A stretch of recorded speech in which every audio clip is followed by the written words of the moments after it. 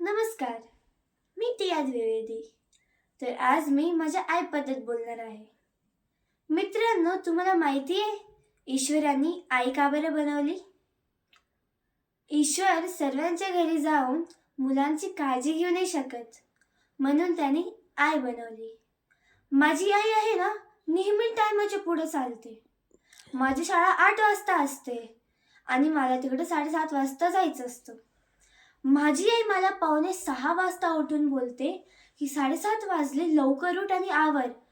माझ्याकडे घड्याळ नसतं बघायला.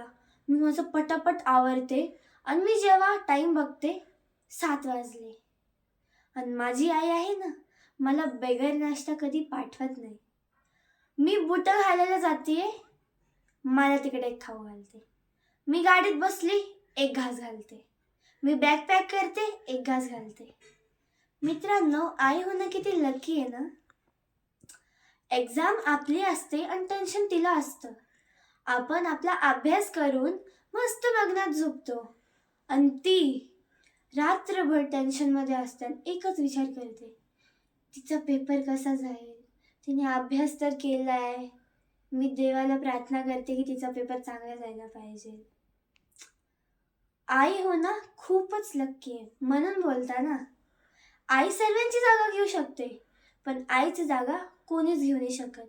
मी माझ्या आईला थँक्यू बोलते की ती माझी नेहमी काळजी घेते. थँक्यू आई सो मच.